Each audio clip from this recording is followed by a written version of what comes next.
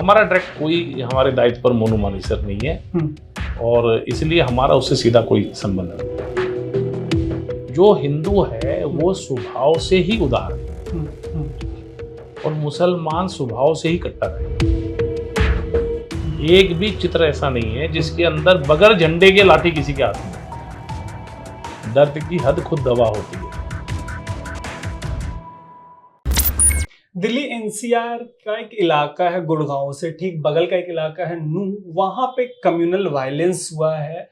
इस वायलेंस की शुरुआत उस दौरान हुई जब एक यात्रा निकाली गई थी, धार्मिक यात्रा निकाली गई थी और दोनों तरफ से जिस तरीके की चीजें हुई हैं उसको लेकर बहुत गंभीर एलिगेशंस हैं, जो एक पक्ष है उसके ऊपर भी और जो दूसरा पक्ष है वीएचपी वालों ने ये यात्रा निकाली थी उन पे काफी सारे एलिगेशंस है। तो अनकट का एफर्ट ये है कि जो दोनों साइड्स हैं उनकी जो लीडरशिप है, जो लोग लीडर्स हैं उनके, उनसे बातचीत करके उन तमाम आरोपों पे ये जाना जा सके कि आखिर उनका क्या पक्ष है इन एलिगेशंस पे। तो सबसे पहले तो ये बताइए कि ये यात्रा थी क्या, मतलब किस तरीके की यात्रा होती है, पहली बार निकली थी या हर साल निकलती है, क्या होता है इस यात्रा में? ऐसा है, ये जो क्षेत्र है जहाँ ये यात्रा निकाली जा रही थी तो इस क्षेत्र में लंबे समय में आबादी का चरित्र परिवर्तन हो गया।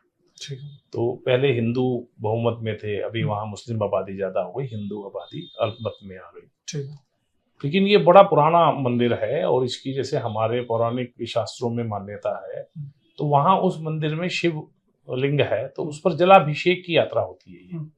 और लगभग पूरे हरियाणा से जो मुझे जानकारी में है 18 से 20 हजार लोग इस यात्रा में शामिल होते हैं, परिवार के साथ जाते हैं, बच्चे भी होते हैं, महिलाएं भी होती हैं, पुरुष भी होते हैं। और ये 3 साल से यात्रा चल रही थी, बहुत सौहार्दपूर्ण वातावरण में चल रही थी। वो मंदिर में जाते हैं, जलाभिषेक करते हैं और एक तय मार्ग से यात्रा निकलती है और वो अपने वापस लौट जाते हैं। इस बार जैसे ही मंदिर में गए और मंदिर से जैसे ही बाहर निकले, मुश्किल से कोई आधा किलोमीटर चले होंगे तो पत्थर बरसने शुरू हो गए, फिर गोलियां भी चली।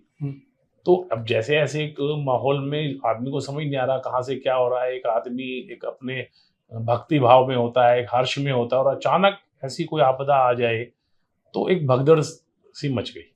उस भगदड़ के कारण से कुछ लोग कहीं भगे, कुछ कहीं भगे, कुछ वापस मंदिर की तरफ भगे। तो जो मंदिर में चले गए वो तो फिर भी एक प्रकार से सुरक्षित हो गए, लेकिन जो कहीं एलोन किसी तरफ भागे उनको घेर करके और उनके ऊपर हमला किया गया। वहां जितने वाहन थे उनको जलाया गया, पुलिस वालों पर भी हमला हुआ। और जब मंदिर के अंदर भी लोग थे तो चारों तरफ जो मैंने देखा है पहाड़ी है एरिया वो, तो वहां से भी गोलियां चलती रही, पहाड़ों से गोली चलती रही। तो मूल रूप से हिंदुओं की धार्मिक यात्राओं पर हमला, ये केवल इस एक यात्रा पर हमला नहीं हुआ, ये हमने दिल्ली में भी देखा है, जहांगीरपुरी में भी हिंदू की धार्मिक यात्रा पर हमला हुआ। ये कहीं मध्य प्रदेश में भी ऐसा हुआ है हिंदुओं की धार्मिक यात्रा। तो एक जैसे एक सोची समझी साजिश के तहत पूरे देश में हिंदुओं की धार्मिक यात्राओं पर हमले करने का कोई बड़ा षड्यंत्र चल रहा है, ऐसा मुझे इस बारे में लगता है। ठीक है, ये जो मेरी जानकारी है और ये सुरेंद्र जी पूरा एफर्ट ये है कि जो आपका पक्ष है इस पे भी गंभीर एलिगेशंस है, उधर के पक्ष पे भी गंभीर एलिगेशंस है। पूरा पर्पस ये है कि जो भी आप लोगों पे आरोप लग रहे हैं उस पे कम से कम जो लोग हमारे व्यूअर्स हैं उन तक वीएचपी का पक्ष जा सके। तो जो मेरी जानकारी है उसके अकॉर्डिंग आप लोगों के पास इस यात्रा की परमिशन थी, ये सही है? अब इसमें सवाल ये है कि क्या पर्याप्त पुलिस सुरक्षा मुहैया करवाई गई थी इस यात्रा को, जिससे ऐसी नौबत नहीं आनी चाहिए थी? पुलिस बल कितने थे आप लोगों के साथ? देखो, पुलिस के तंत्र की एक कार्य प्रणाली को आप समझ लो। ठीक है, पुलिस का सारा तंत्र इस पर चलता है जो उनके लोकल इन्फॉर्मर होते हैं और वो लोकल इन्फॉर्मर उनको कहीं ना कहीं गलत आश्वासन दे देते हैं कि सब ठीक है, कहीं कोई दिक्कत नहीं है। इसलिए पुलिस अपर्याप्त थी वहां पर। लेकिन मैं ऐसा नहीं समझ रहा कि उसमें कोई पुलिस की तरफ से कोई साजिश के तहत वो अपर्याप्त थी। मतलब आप इसको फेल्योर के तौर पे नहीं देख रहे, लेकिन ये मान रहे हैं कि उनको सही जानकारी नहीं मिली, उनका इंटेलिजेंस फेल्योर है पक्का, इसमें कोई दो राय नहीं है। और क्योंकि मैं दिल्ली के संदर्भ में इस बात को बहुत अच्छी तरीके से जानता हूँ, मुहर्रम के जुलूस में दिल्ली में नांगलोई पर भी उपद्रव हुआ है। उसमें हमने देखा है कि बिल्कुल बारीकी से कि कैसे हुआ, क्यों हुआ, किसके कारण से हुआ। तो दिल्ली में हर थाने में एक अमन कमेटी है, और ऐसे ही डीसीपी के यहाँ भी अमन कमेटी है। ये जो अमन कमेटी है, इसमें क्योंकि नाम ही अमन कमेटी है, तो मुसलमान लोगों का इसमें ज्यादा भागीदारी है, और उसके अंदर भी वो लोग ज्यादा हैं जो क्रिमिनल माइंडसेट के हैं। अच्छा। क्योंकि जो एक सज्जन व्यक्ति है वो तो पुलिस की किसी भी कमेटी में नहीं जाना चाहता, फिर मैं आपको बताऊं, तो वो क्रिमिनल माइंडसेट के लोग यहाँ भी, जहांगीरपुरी में भी और नांगलोई में भी, उन्होंने भी यहाँ गलत आश्वासन दे करके, और अपर्याप्त पुलिस बल वहां था, तो इसके कारण से उपद्रव हुआ। ठीक है। उपद्रव होने का कारण ही यही है कि अपर्याप्त मात्रा में सुरक्षा बल जब होते हैं तभी ये उपद्रव करते हैं। जहां पर्याप्त मात्रा में सुरक्षा बल होते हैं तो वह संभव ही नहीं होगा जब पुलिस पर्याप्त होगी। इसमें एक फॉलो अप क्वेश्चन है पॉलिटिकल सर्कल से, जो कई सारे leading political party, for example Mayawati हैं, उत्तर प्रदेश की चीफ मिनिस्टर रही हैं, उन्होंने इस घटना पे बयान दिया है। उनका मानना है कि ये लॉ एंड ऑर्डर का कंप्लीट कोलैप्स है, चाहे वो जहांगीरपुरी में हो जाए या मतलब नूह में हो जाए, या आप दिल्ली के अन्य इलाकों का जो उदाहरण दे रहे थे, तो वो अकेली नहीं है ऐसा कहने में। और भी पॉलिटिकल लीडर्स ये कह रहे हैं कि आगे जब ऐसी यात्राएं निकलें तो कम से कम सरकार की जिम्मेदारी बनती है कि वो लॉ एंड ऑर्डर का कोलैप्स मत होने दे। आप इस बात से इत्तेफाक रखते हैं? नहीं, बिल्कुल नहीं रखता। क्या डिसएग्रीमेंट है आपका? देखो, मैं आपको बताता हूँ, ये यात्राएं जब राम जन्मभूमि का आंदोलन चल रहा था और जिस समय राम जान की रथ यात्राएं चल रही थी, तब भी रथ यात्राओं पर हमले हो रहे थे। अच्छा। उस समय तो शासन अलग लोगों का था, इन्हीं लोगों का था जो आज लॉ एंड ऑर्डर को कोलैप्स बता रहे हैं। ये कोई पहली बार नहीं हो रहा है, बल्कि आज लॉ एंड ऑर्डर की सिचुएशन पहले से बहुत बेटर है। हमने देखा है इसी भारत भूमि पर कि सिनेमाओं में बम रखे गए, मार्केटों में बम रखे गए। आज कहाँ सुनने को मिलता है किसी मार्केट में बम रख दिया? पहले तो त्योहारों के दिन में आप मंदिरों में नहीं मत जाओ, ऐसी सूचना सरकार की तरफ से आती थी, कुछ आतंकवादी घटना हो सकती है। आज कहाँ सुनने को मिलती है आपको ये सब बातें? ये बिल्कुल एक निरर्थक मैं कहता हूँ तथ्य है। और आप इसे डिसएग्री करते हैं कि लॉ एंड ऑर्डर का कोलैप्स नहीं?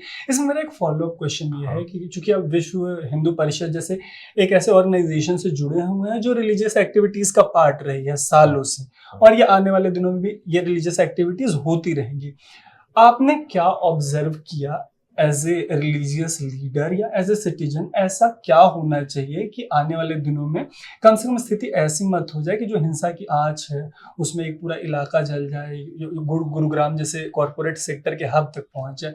आपको कोई समाधान नजर आता है कि हम ये स्टेप्स उठाएं? तो ऐसा नहीं। हाँ, बताइए प्लीज। इसका समाधान है, हम बकायदा 2 बार दिल्ली के पुलिस कमिश्नर से मिले, इनसे पहले वाले राकेश अस्थाना जी थे उनसे भी मिले, अभी वाले संजय अरोड़ा जी से मिले। एक बेसिक पॉलिसी मैटर में टेक्निकली मिस्टेक हो रही है। वो क्या है कि पुलिस एक कार्य प्रणाली पर चल पड़ी है कि जो हिंदू शोभा यात्राएं हैं वो मुस्लिम इलाकों से ना निकले। ठीक है। तो ये एक जहां संविधान चलता है जिस देश में, वहां इस प्रकार से इलाके बांट देना, ये ही सबसे बड़ा टेक्निकल मिस्टेक है। यहाँ किसी की भी यात्रा हो, चाहे मुसलमानों की हो चाहे हिंदुओं की, वो सब इलाकों में से निकलनी चाहिए। देश संविधान के द्वारा चलता है और उसके लिए पर्याप्त मात्रा में सुरक्षा बल देना ये सरकार का काम है। तो ये जो कार्यशैली है, ये मेरे हिसाब से इसको बदलने की जरूरत है। आपको लगता है कि किसी भी इलाके से यात्रा निकले, किसी की भी निकलनी चाहिए, किसी की भी निकले, दोनों ही समुदायों, और निकलती थी पहले भी, लेकिन इसमें जो रोक लगाने की स्थिति आई है दोनों ही समुदायों को लेके, जिस तरीके के मैंने भी दंगे कवर किए हैं, जहांगीरपुरी का उदाहरण दे रहे हैं, मैं वहां पर जमीन पे था, दिल्ली दंगे मैंने कवर किए, और मैंने बड़ी सारी मीडिया रिपोर्ट्स भी पढ़ी हैं जो ऐसे वायलेंस हो रहे हैं दोनों ही समुदायों के तरफ से या दोनों ही समुदायों पे।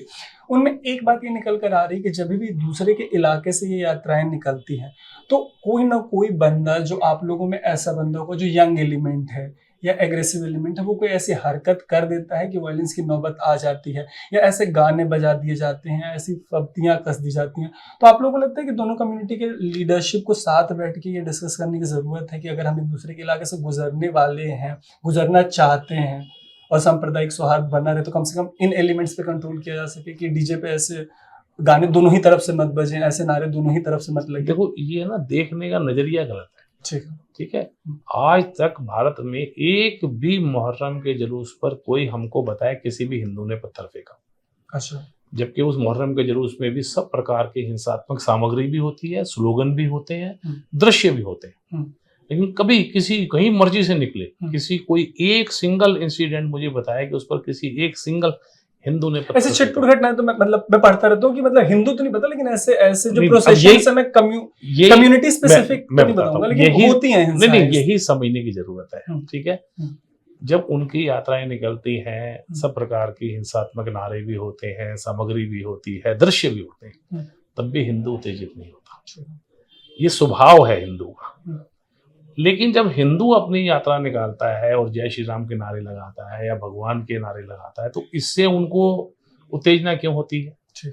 ये एक बहुत जरूरी पॉइंट आपकी तरफ से, मतलब मेरा बस वापस से क्वेश्चन है कि आपको लगता है कि दोनों तरफ के जो आप जैसे लोग हैं, जो सिंसियर लोग हैं, जो लीडरशिप की पोजीशन में हैं, उनको अपने यूथ को या तमाम लोगों को ये समझाने की जरूरत है कि जिन भी चीजों से उधर की भी लीडरशिप को और आपको भी, कि जो भी ऐसी चीजें प्रोवोकेटिव हो सकती हैं, क्योंकि लगातार ऐसी घटनाएं आ रही हैं बंगाल से, बिहार से, उत्तर प्रदेश से, दिल्ली से, नेशनल कैपिटल से, हरियाणा से, तो कोई भी पॉलिटिकल पार्टी इसमें एक्सेप्शन नहीं, ना तो ममता बनर्जी ही संभाल पा रही है, ना खट्टर ही संभाल पा रहे हैं। तो मेरा आपसे क्वेश्चन ये था कि आप लोग रिलीजियस लीडर होने के नाते आप लोगों को लगता है कि आप लोगों को समाधान देना चाहिए सामने से, कि हम ऐसे डायरेक्शन में बढ़े कि इसकी नौबत ही मत आए इस तरीके की हिंसा की? नहीं, हम तो लगातार उसके लिए प्रयासरत हैं। ठीक है ना जी, हमें कभी भी उससे कोई बैठने से, संवाद करने से, बात करने से कोई आप लोगों को दिक्कत नहीं है, कोई दिक्कत नहीं। लेकिन इसके ना बेसिक में आपको जाना पड़ेगा। अगर आप नहीं जाएंगे तो आपको समस्या का समाधान समझ नहीं आएगा।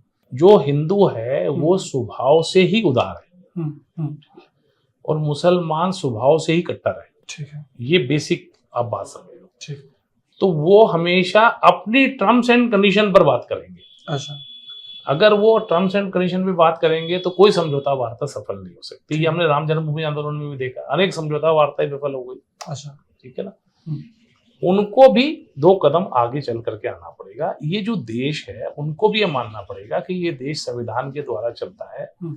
तो संविधान के बाबा साहब ने सबके लिए मार्ग दिया है और उसमें सबसे अच्छी बात यह है कि गरीब के लिए मार्ग दिया है, शोषित के लिए मार्ग दिया है और पतित के लिए मार्ग दिया है। और वो किसी भी धर्म संप्रदाय का हो, उसके अंदर कोई हमारा संविधान भेदभाव नहीं कर रहा है।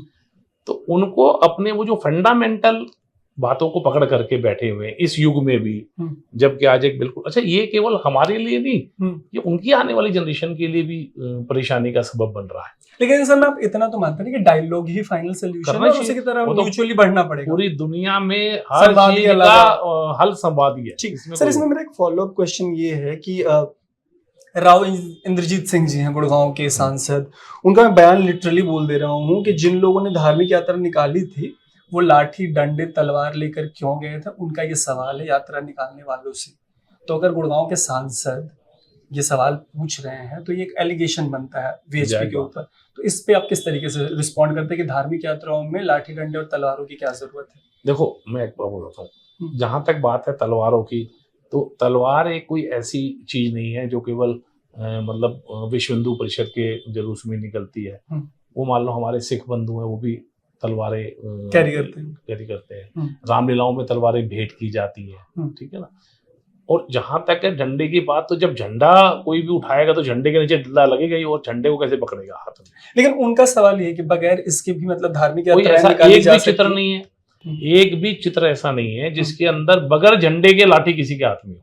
अच्छा, कोई एक भी आपका दावा है? हाँ, एक भी चित्र ऐसा नहीं है। लेकिन विजुअल्स थोड़े कॉन्ट्राडिक्टरी है। उनका एक फॉलोअप क्वेश्चन ये है कि दूसरे पक्ष ने तो उकसाने का काम किया है। ये राव इंद्रजीत सिंह का बयान है, जो सांसद हैं गुड़गांव से। उनका कहना है कि इस पक्ष ने भी भड़काने का, उकसाने का काम किया है। ये एलिगेशन है, इस पे आप किस तरीके से रिस्पॉन्ड करेंगे? ये बिल्कुल झूठा, बेसलेस एलिगेशन है।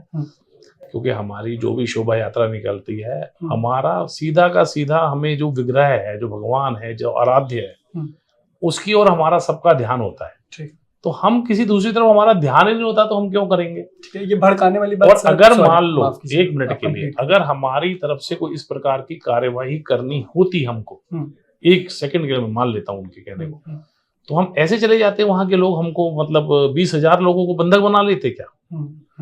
अगर हमारी इतनी, अगर हमें पहले से ये चेतना होती तो फिर हम क्या मतलब बराबर का मुकाबला नहीं करते क्या वहां खड़े होकर के? ऐसे कैसे हमको बंधक बना लेते?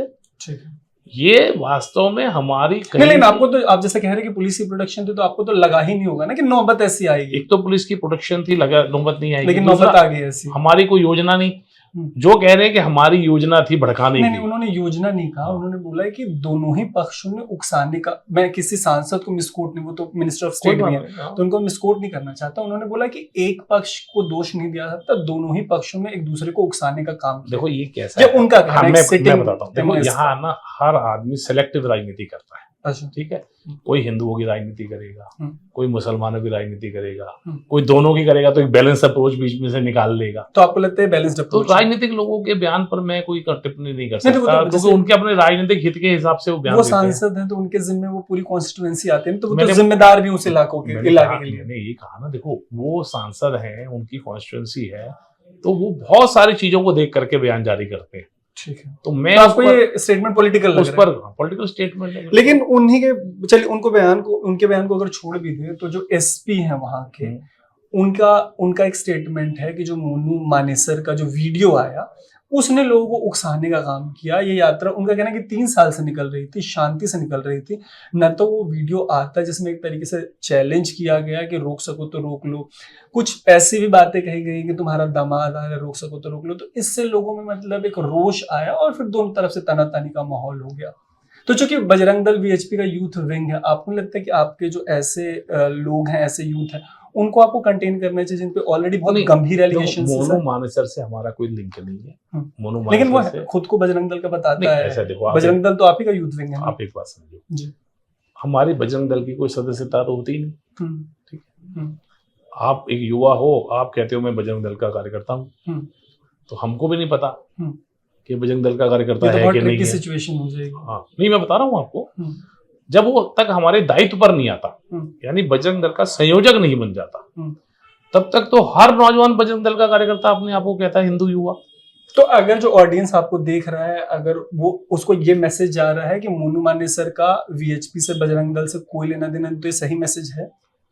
हमारा डायरेक्ट कोई हमारे दायित्व पर मोनू मानेसर नहीं है, और इसलिए हमारा उससे सीधा कोई संबंध नहीं है। मोनू मानेसर सीधा मतलब वो बजरंग दल और वीएचपी से एसोसिएटेड नहीं है। अगर ये कोई समझ रहे तो ये सही समझ रहे हैं। ठीक है, ये बिल्कुल ठीक बात है, हमारा उसमें सीधा कोई दायित्व उनका हमारे पास नहीं है। ठीक है, लेकिन हर हिंदू नौजवान जो चाहे गौरक्षक हो या चाहे कहीं और सुरक्षा के संबंध में कर रहा हो, तो उस नौजवान के बारे में हमको उतनी ही चिंता रहती है जितनी अपने कार्यकर्ता की। वो किसी भी हिंदू के बारे में, वो आपका लार्जर कंसर्न है, आप चिंतित हैं उस चीज को लेकर। अच्छा, यहाँ पे मेरा सर एक सवाल ये है कि जब यात्रा निकलने वाली थी और खुद को, अगर आप कह रहे हैं कि मोनू आपसे नहीं जुड़ा, तो खुद को आपसे एसोसिएट करते हो अगर इस तरीके की कोई वीडियो जारी करता है, और वो बंदा ठीक ठाक फेमस है, मैं सोशल मीडिया ट्रैक करता हूँ, मैंने उसको इंटरव्यू किया है, लिंचिंग के जो एलिगेशंस थे उसको लेके वो खुद को आप लोगों से एसोसिएटेड बताता आया है। अब जब आप कह रहे हैं कि वो आपसे नहीं एसोसिएटेड, तो इस बार चलिए नहीं हो पाया, आइंदा कभी इस तरीके की मैसेजिंग होती है तो आप लोग काउंटर मैसेजिंग करेंगे कि प्लीज जो भी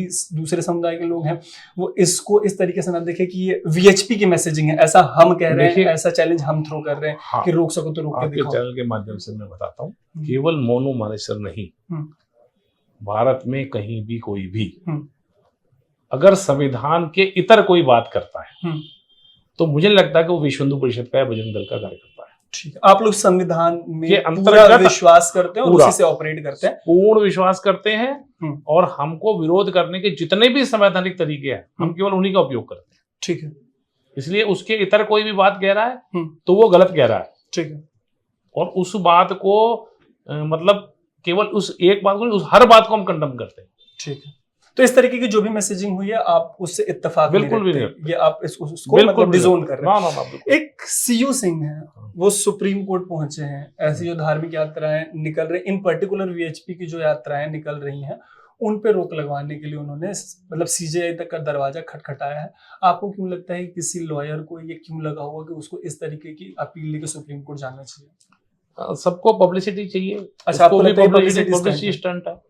नहीं तो बताओ ना, उसने मुहर्रम के जुलूसों के लिए पहले क्यों नहीं लगाई इस प्रकार की रेट?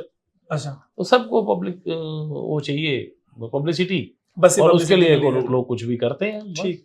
दुष्यंत चौटाला जी का एक बयान है, डिप्टी सीएम हरियाणा से, उनका कहना है कि यात्रा की आधी अधूरी जानकारी दी गई थी।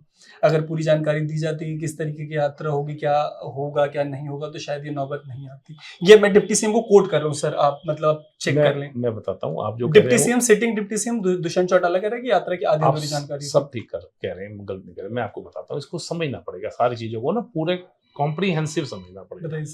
समग्रता में चीजों को समझना पड़ेगा। डिप्टी सीएम चौटाला जी जो हैं, विद ऑल द रिकॉर्ड्स, वो सीधा सीधा कोई बीजेपी के नेता नहीं, जेजेपी से वो। हाँ, ये एक गठबंधन की सरकार है। गठबंधन सब अपने हितों के हिसाब से करते हैं, लेकिन जो भी पॉलिटिकल व्यक्ति है वो अपने पॉलिटिकल इंटरेस्ट को सबसे पहले सेव करता है किसी भी स्टेटमेंट में। तो ये जितने भी, चाहे राव इंद्रजीत जी स्टेटमेंट दे रहे हैं, चाहे दुष्यंत चौटाला जी स्टेटमेंट दे रहे हैं, मान लिया, ये सब लोग अपने पब्लिक इंटरेस्ट को कवर करते हुए स्टेटमेंट ध्यान में रखते हुए दे रहे हैं। तो आप इन सबको राजनीतिक, तो हम धार्मिक लोग हैं, हम राजनीतिक लोग नहीं है, इसलिए हमको इसकी किसी की स्टेटमेंट से भी ना कोई इंटरेस्ट है, ना हम उस पर कोई टिप्पणी करना चाहते हैं। ठीक है, एक आखिरी सवाल ये सर कि आप भी बिजनेसमैन भी हैं, कॉर्पोरेट सेक्टर है गुड़गांव, है ना, मतलब इंटरनेशनल ऑर्गेनाइजेशंस का हब है, बड़ी सारी 200 के करीब कंपनियां हैं। अगर हिंसा की आंच वहां तक पहुंचती है तो आपको लगता है कि ग्लोबली भारत की जो इमेज है वो डेंट होती है, वो एक नागरिक के तौर पे आपके लिए, मेरे लिए बहुत सही नहीं है, तो कलेक्टिवली इस डायरेक्शन में बढ़ने की जरूरत है कि कम से कम नेशनल कैपिटल या हिंदुस्तान में कहीं भी इस तरीके की नौबत ना है? देखो, बहुत अजीब सी एक बात है, मैं आपको इस चैनल पे बोल रहा हूँ, ये कंट्राडिक्टरी भी है ना। दो तरीके के समाधान होते हैं किसी भी चीज के। एक, जो बैड एलिमेंट्स है उनके ऊपर वॉच रखी जाए, ठीक है ना। दूसरा तरीका ये है कि जो बैड एलिमेंट्स है उनसे डायलॉग किया जाए, और तो कोई तरीका नहीं है। सरकार वॉच इसलिए नहीं रखती कि अगर उनको अंडर वॉच लेके आएंगे तो वो भी एक इशू बन जाएगा। एक पर्टिकुलर संप्रदाय के लोगों को अंडर वॉच रखा जा रहा है, डायलॉग में उनका विश्वास नहीं है सामने वाले पक्ष का, तो सरकार क्या करे? अगर इस सारे को रोका जा सकता है, इसमें कोई बड़ा मुश्किल काम थोड़ी है। सरकार अगर आज उनको अंडर वॉच कर दे जो इस प्रकार की हिंसक गतिविधियों में लिप्त है, तो रुक जाएगा। लेकिन फिर वो जो सिस्टम सरकार डेवलप करेगी उनको अंडर वॉच लाने का, उसके ऊपर प्रश्न खड़े करने शुरू कर देंगे जो धर्मनिरपेक्ष लोग हैं। चाहे जिस भी पॉलिटिकल पार्टी की सरकार हो, ये माना जाएगा कि वो सरकार मतलब फिर केपेबल नहीं है, चाहे जिस भी पॉलिटिकल पार्टी हो, बंगाल हो, बिहार हो, गुड़गांव हो, हरियाणा हो, असम हो, या मतलब केरल हो, सब कैपेबल है। पहली बात आप समझिए, सब सरकारें कैपेबल है, ठीक है। पर कोई भी सरकार जो एक उसको आत्मबल चाहिए इन चीजों को टैकल करने का, वो राजनीतिक कारणों से वो आत्मबल उनका कमजोर हो जाता है। अच्छा, पॉलिटिकल इंटरेस्ट के हिसाब से वो, जिसे कहते हैं ना कि एक दृढ़ इच्छा शक्ति चाहिए, वो दृढ़ इच्छा शक्ति उनकी कमजोर हो जाती है क्योंकि उनके पॉलिटिकल इंटरेस्ट कहीं इन्फ्लुएंस हो रहे होते हैं। इसके कारण से ये सब प्रॉब्लम है। लेकिन उससे भारत की इमेज को ये मानेंगे कि ऐसी घटनाओं से ग्लोबल स्टेज पे अगर नेशनल कैपिटल में 3 दिन 4 दिन तक दंगे हों, गुड़गांव जैसे एनसीआर के मतलब कॉर्पोरेट हब, भारत की इमेज से भी एक बड़ी बात बता रहा हूँ। भारत की इमेज को तो जो धक्का लगता है वो लगता ही है, और प्रधानमंत्री जी बहुत सारी अच्छी पॉजिटिव चीजों से उसको ठीक करने की कोशिश भी करते हैं। ये नेगेटिव पे पानी फिर जाता है, नेगेटिव चीजें भी साथ में उस पे पानी फिरता है, ये भी पक्की बात है। मेरे मन की पीड़ा ये है, सबसे ज्यादा भारत के युवा को धक्का लगता है। भारत आज एक युवा आबादी वाला सबसे बड़ा देश के रूप में जाना जाता है, और भारत का युवा दुनिया के हर देश में जा करके संघर्ष कर रहा है, ठीक है। और वहाँ भारत का रुतबा भी बढ़ा रहा है अपने स्किल के द्वारा, अपने इंटेलिजेंस के द्वारा, अपनी शिक्षा के द्वारा। सबसे बड़ा समस्या धक्का वहाँ उसको लगता है जब उसको इस प्रकार से एक पोस्ट, मतलब जैसे कहते हैं कि पेस्ट किया जाता, पेंट किया जाता है कि भाई ये जो है इस देश से है, उस देश के अंदर ये सब चल रहा है। अब मैं ये कह रहा हूँ कि ये पेंट करने वाले जो है ना, ये क्यों नहीं देखते क्या ये भारत में चल रहा है खाली, क्या ये ब्रिटेन में नहीं चल रहा, क्या ये फ्रांस में नहीं चल रहा। मैं कहता हूँ चलो हम तो विकासशील देशों की गिनती में आते हैं, क्या ये विकसित देशों में नहीं चल रहा क्या? तो और वो सब जगह जो है, आप पूरी दुनिया के अंदर ढूंढ करके मुझे एक जगह भी बताओ, इतने झगड़े टंटे के अंदर कोई हिंदू जिम्मेदार है क्या? और इस सारे झगड़ों में अगर मुसलमान जिम्मेदार है और फिर भी भारत के हिंदू को कोई प्रश्न खड़े करेगा, नहीं, तो मतलब मैं उस बाइनरी में जाएंगे ना, मैं बिल्कुल रिस्पेक्ट कर रहा हूँ जो आप कह रहे हो उस बात की। मैं सत्य से बात कर रहा हूँ, किसी पॉइंट ऑफ टाइम पे कलेक्टिवली इस डायरेक्शन में तो जाने की जरूरत होगी ना कि ये चीजें जाएगा ना। एक बात सुनो, ये चीजें हमारे यहाँ एक बात कही गई है, दर्द की हद खुद दवा होती है। अच्छा, ठीक है ना, जाना ही पड़ेगा, लेकिन डर की हद से गुजरना पड़ेगा, गुजरना ही पड़ेगा, कोई इलाज ही नहीं है। ठीक है, तो मामला अभी भी बहुत टेंस है। 144 लगा हुआ है नूह में, गुरुग्राम में, उसके आसपास के तमाम इलाकों में, तकरीबन 7 से 8 इलाकों में 144 लगा हुआ है। जो 2 पक्ष थे उनमें से एक पक्ष वीएचपी भी है, जिसपे कई सारे गंभीर एलिगेशंस थे। हमने सुरेंद्र जी से बात की है, उम्मीद है कि जो भी सवाल वीएचपी से पूछे जाने थे, जो भी गंभीर एलिगेशंस लगे, उसका सुरेंद्र जी से मैं पर्याप्त जवाब आपके लिए ले पाया होगा। हम बने हुए स्टोरी पे, हम फॉलो अप में जो दूसरा पक्ष है उन तक भी पहुंचने वाले हैं, उन पे जो एलिगेशंस हैं और ये दोनों ही पक्षों के इन एंड अराउंड जो स्टोरीज हैं वो हम आप तक लेके आएंगे। आप देख रहिएगा अनकट। मेरा नाम है तरुण।